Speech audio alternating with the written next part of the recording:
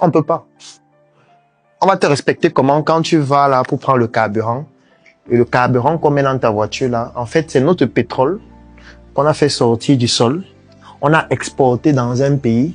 Ils ont raffiné, ils ont envoyé dans notre pays. On a payé plus sous forme de devises. Et c'est ça qu'on nous met le carburant ici. On va te respecter comment? Parce que ça donne l'impression que vous ne réfléchissez pas, que vous êtes tous des idiots, que nous sommes tous des cons. Et du coup, quand tu vas à l'étranger, on te regarde, on dit que les voilà. C'est pour ça que j'aime souvent certaines chaînes TikTok. Il y a un Gabonais là, il a une chaîne, il se balade en France, il voit les enfants, il leur pose des questions. Et puis, il y avait un épisode là où il posait la question, est-ce que vous connaissez le continent africain? Les gens demandent, c'est une marque de bonbons. Donc, tu as l'impression que c'est un film qu'on a en train de tourner. Mais c'est réel, tout est réel. Ils ne connaissent pas le continent africain. Des enfants de 15 ans, 16 ans, 17 ans. Mais on nous parle de leur âge de 6 ans. On récite leur continent. On dit qu'on nous parle. Parce que si qu'on nous parle, c'est comme si c'est 2 coups par semaine. Ce n'est que ça qu'on voit.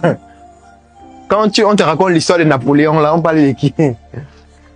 Quand on parle du Massif central, on parle de qui? C'est leur histoire qu'on apprend. Eux, ils ne connaissent pas tout le continent. On ne parle pas du Cameroun. Si tu vas encore au Cameroun, tu as tout gâté. On dit tout le continent parce qu'on se dit que bon, peut-être il connaît un des pays. Et quand on va dire continent, il va se rappeler, il ne connaît pas. Donc, ça, c'est notre identité. On hérite de ça à la naissance directement. Je n'ai pas envie d'entrer encore en profondeur dans ton ethnie qui te lègue aussi un passif. Parce que si tu es du sud du Cameroun, tu nais avec un passif. On estime que tu es du pays organisateur. Alors que toi, tu n'as rien de ce pays organisateur depuis que tu es né. Mais quand on te voit, dès que tu dis que tu t'appelles Mvondo, tu es dans les problèmes. Alors que tu n'as rien à voir avec ce qui est en train de se passer. Tu ne connais même pas ce qui se passe. Tu te bats aussi au quotidien pour t'en sortir comme tous les autres. Dès que tu dis que tu t'appelles Amadou, c'est grave. Du coup, les gens ont les préjugés uniquement en écoutant seulement ton nom. Suis-toi. Tout ça, c'est l'identité.